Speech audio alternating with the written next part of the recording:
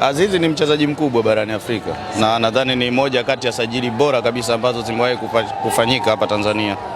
Ni mchezaji ghali kweli kweli kwenye ligi yetu na ni mchezaji ambaye kwangu mimi kwenye miaka hii ya karibuni ni mchezaji bora kabisa ambaye tumewahi kumsajili na amekuja kuifanyia kazi yake vizuri na mpaka hapa tulipofikia naye.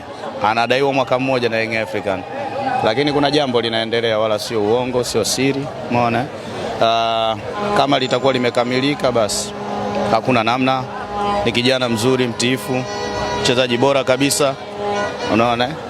Mimi kama itatokea nitamtakia kila la heri. Ofa iliyokuja ni nono, hamwezi kuiacha. Kwenye mpira hivyo ni vitu vya kawaida. Mchezaji ananunuliwa na mchezaji anauzwa. Hakuna mchezaji asiyeuzwa. Na nyie mnashukuru kwa huduma yake ambayo ameitoa kwa Yanga mpaka hivi sasa. Mimi kwa kweli labda tu nikwambie tunamtakia kila la heri. Namtakia kila la heri. Ni jambo ambalo liko wazi, tayari limeshafikiwa mwafaka, kwa hiyo kilichopo ni kukamilisha tu sasa hivi. Nadhani leo inawezekana ikawa kweli ndio mechi yake ya mwisho. Anaelekea huko anakoelekea kwa sababu kuna michuano mikubwa anaenda kucheza na wanamhitaji haraka sana. Kwa hiyo wana Yanga tena hawataweza kumshuhudia Stefan Aziz Ki kwenye michezo miwili ya ligi ama kadhaa iliyobakia pamoja na mchezo wa finali wa CRDB. Sidhani kwa kweli. Sidhani.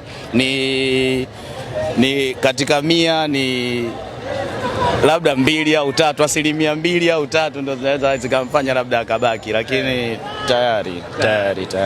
Inatoa tafsiri gani kwa wachezaji kama hawa ambao wanashine wakiwa na Young Africans, lakini pia wanapopata fursa ni kama wafungulia milango ya kwenda? Anapewa nafasi mchezaji yoyote.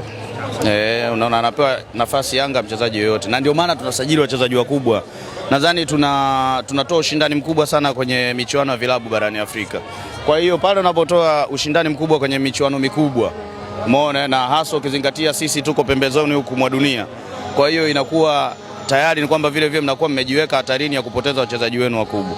Lakini kilichopo ni kwamba tunaendelea kupambana kwa wengine ambao bado tunao, tuendelee kuboresha mikataba yao, umeona, na tutafanya sajili nzuri tu ambazo replacement zao za hao wanaoondoka zitakuwa zimesimama vizuri kabisa. Naamini michuano ya kimataifa msimu ujao tutaanzia pale tulipofeli ili kwenda mbele zaidi.